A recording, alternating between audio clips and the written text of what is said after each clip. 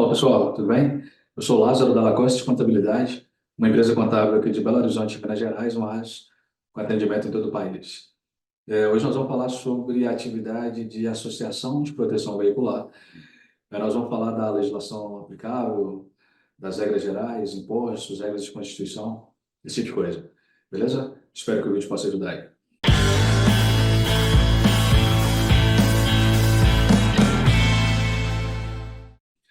Então, turma, vamos começar pelo seguinte. A associação, vou mostrar aqui para vocês. Esse aqui é o nosso Código Civil, né, uma lei extremamente importante no país. E aqui no artigo 44, ele define são pessoas jurídicas e tem as associações. Ou seja, uma associação é uma pessoa jurídica de direito privado como outra qualquer, né? Por exemplo, aqui as sociedades, né, que são as mais comuns. As sociedades são as empresas com fins lucrativos, né? Por exemplo. Beleza? Essa é a primeira informação importante aqui do nosso vídeo. Continuando. No que se refere à associação, tem alguns conceitos importantes, né? Primeiro, vamos definir, né, o que é uma associação. Essas imagens que a gente vai ver daqui para agora é baseado na legislação aplicável, tá bem? Aí eu peguei os principais pontos fundamentais aqui. Associações são agrupamentos de pessoas que se organizam em prol de serviços, atividades e conhecimentos em comum, em prol de um mesmo ideal. Considera-se entidade sem fins lucrativos a que não apresente superávit em suas contas ou, caso apresente em determinado exercício, destine referido resultado integralmente à manutenção e ao desenvolvimento dos seus objetivos sociais. Então, esse item aqui, ele é fundamental, né? É a razão de ser de uma associação. É o que distingue uma associação das empresas com fins lucrativos, por exemplo, né? Ou seja, uma associação, ela não pode ter.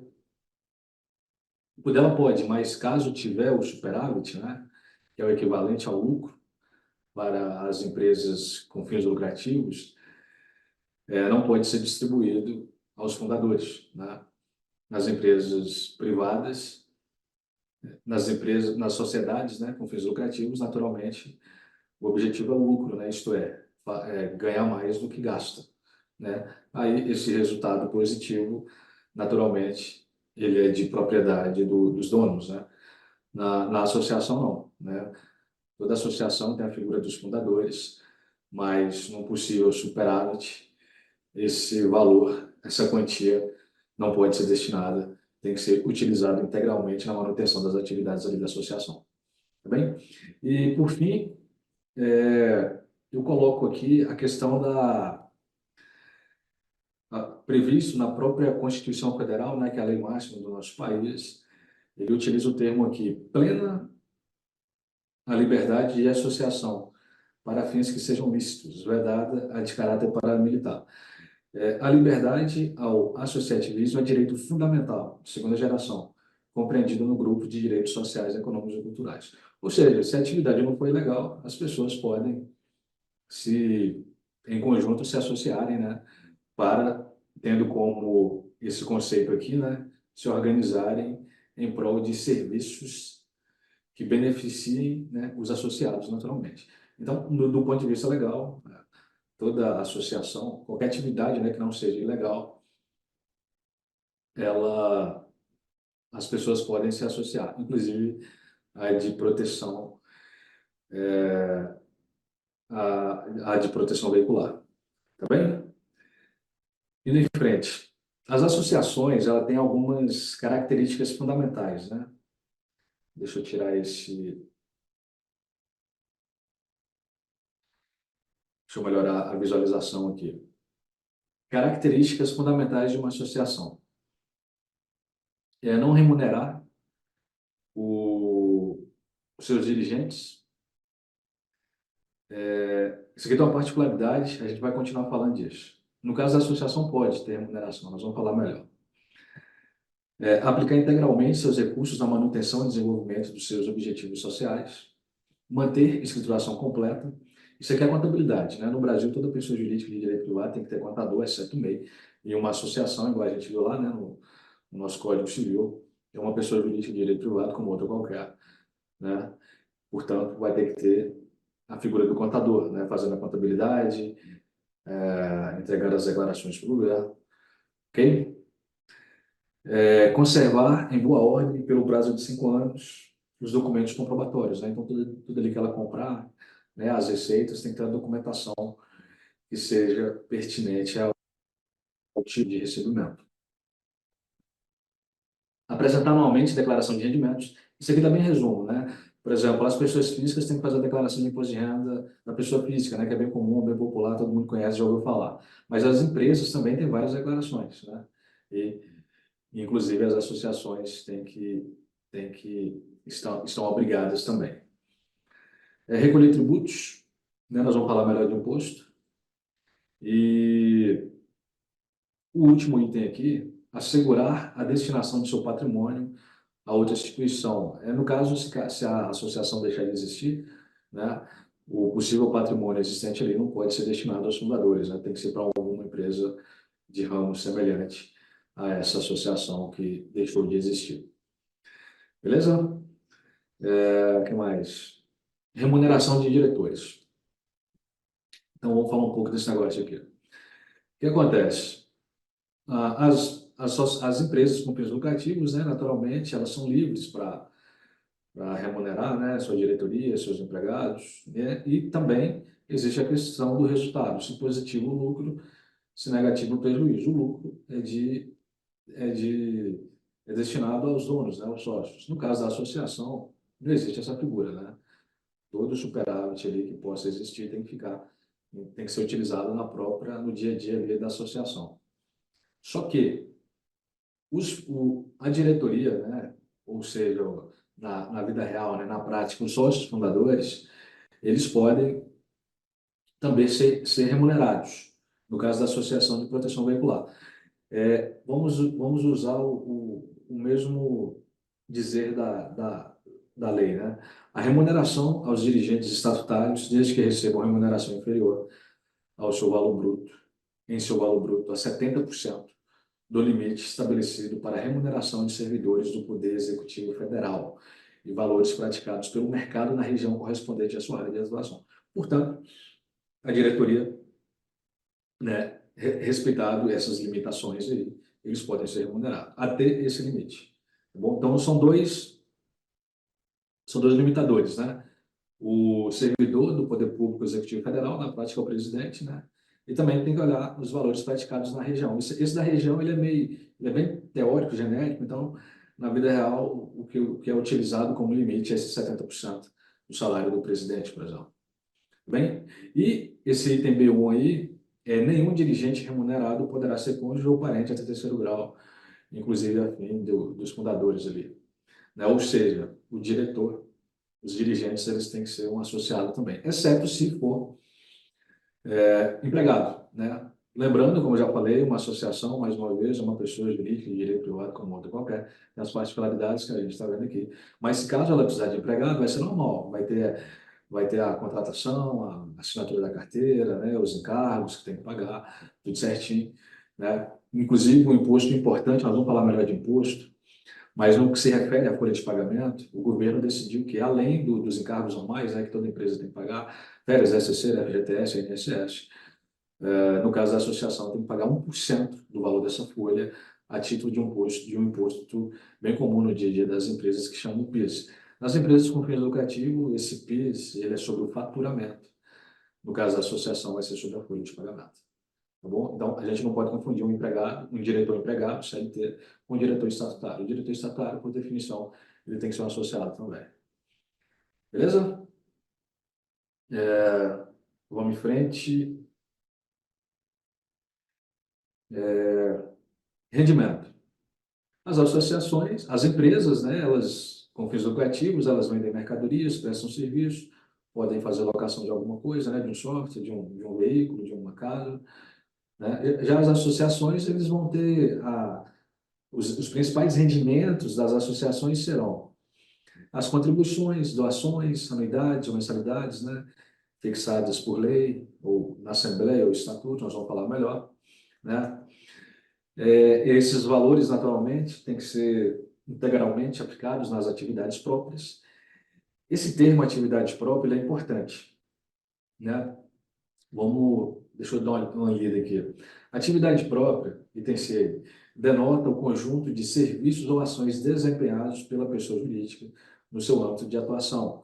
No entanto, é imperativo haver coerência entre a finalidade do ente e a atividade por ele desenvolvida. A previsão no estatuto ou ato constitutivo da entidade do exercício da atividade deve guardar coerência com os objetivos da instituição, sob pena de desvio de finalidade. Então, no Estatuto Social, que nós vamos falar melhor, tem que estar lá previsto, né, o que a associação vai fazer. No nosso caso concreto aqui, a de proteção veicular. Então, no item D aqui, nós vamos falar da isenção, né? Então, para ter essa isenção, imunidade, né, dos tributos, lembrando que nas pessoas jurídicas de direito privado, com o intuito de lucro, esse faturamento vai ter a ocorrência dos impostos na associação, se a atividade for própria, né, isto é, aquilo relacionado ao que ela promete fazer, né, no caso da Associação de Proteção Veicular, lá as contribuições, né, dos associados, ela não vai pagar imposto disso, né? Principalmente os impostos federais, imposto de renda, contribuição social, PIS, COFINS, que são impostos que têm um peso significativo no dia a dia das empresas com fins lucrativos. Na associação, ela seguindo as regras, igual a gente está vendo aqui, ela não vai precisar pagar. Lembrando que existem outros impostos, né? IPTU, né? O IPVA, o ICMS, né? Os impostos isentos que a gente acabou de falar são da natureza federal. Os municipais e os estaduais podem também ter algum tipo de isenção, mas tem que ver diretamente na lei do estado, na lei do município. Entendeu? E ainda sobre a atividade própria, no item E aqui, não estão abrangidos pela unidade de isenção os rendimentos e ganhos de capital aferidos em aplicações financeiras. Por que não? Porque a lei entende que uma atividade de associação, uma associação de proteção veicular, não faz parte da atividade própria dela ter rendimento financeiro. Assim sendo, vai ter imposto, como se fosse uma empresa com fins lucrativos normal, né? Então, os principais impostos são isentos, mas tem algumas especificidades, né? Ex-aplicação financeira, né? Caso ela desenvolva alguma atividade que não seja considerada própria, né? Aí tem que ver no caso concreto aí. Bem, e por último, criação da associação. Se for do interesse seu, vocês dão pause aí no vídeo, dão uma lida nesse negócio, né? Mas, como eu falei, a associação vai precisar ter contador e a contabilidade que vão ajudar vocês do ponto de vista técnico, né? Da parte burocrática, né? Mas, na prática, tudo começa, né, com a vontade dos fundadores, né? Por exemplo, aí tem que seguir a regra. O documento fundamental é o Estatuto Social. É nesse documento que tem lá todas as regras, né? A sede, o nome, os fundadores, a diretoria, os conselheiros, né? As normas, os procedimentos para admitir um associado, para desligar um associado, a forma das remunerações dos associados, né? Os direitos, né? Os deveres, é tudo nesse documento aí. E uma vez com o Estatuto Social, aí procura-se o cartório, né? O cartório, que é o órgão responsável por fazer essa constituição, né? Digamos assim.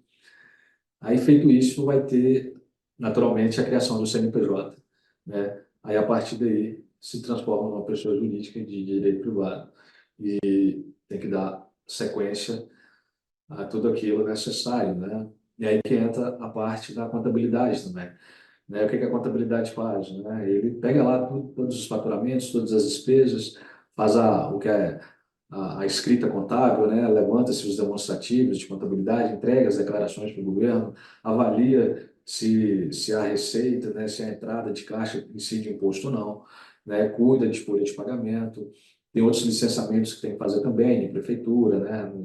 De outros órgãos, Secretaria do Meio Ambiente, Secretaria Ambiental, tem várias questões burocráticas que a lei exige e é o pessoal da contabilidade que faz isso aí. Tá bem? Bom, então na prática é isso, né? Os principais pontos são esses, né? Aí quando vai abrir CNPJ, né, depois que fez isso tudo, vai precisar definir a atividade, né, que é o que é chamado de CNAE, Cadastro Nacional de Atividades Econômicas, que no caso vai ser esse cara aqui, né, o 94.99.500. Mas isso aqui é só para vocês terem uma compreensão, né? Mais uma vez, é o pessoal da contabilidade que vai ajudá-los com isso aí. Beleza? Bom, turma, então, no que se refere à associação, do ponto de vista burocrático, legal, esses são os principais. Tem outras coisas importantes. No que se refere à questão do dia a dia, né? Como que vai funcionar, né? A parte gerencial, né? De comercial, como captar novos associados. Não é a intenção desse vídeo, né? Com certeza deve ter gente boa aí no YouTube falando disso. Eu, como contador, optei por falar da parte burocrática legal, que é fundamental, né? Sem isso, várias coisas podem acontecer, né? Inclusive na esfera penal, tributária, né? Então, é fundamental. Então, finalizando, a gente falou lá, né, do conceito da associação, das regras de ouro, né? Não distribuir superávit, da remuneração dos diretores, da isenção dos impostos, né? Do conceito de atividade própria. Tá bem?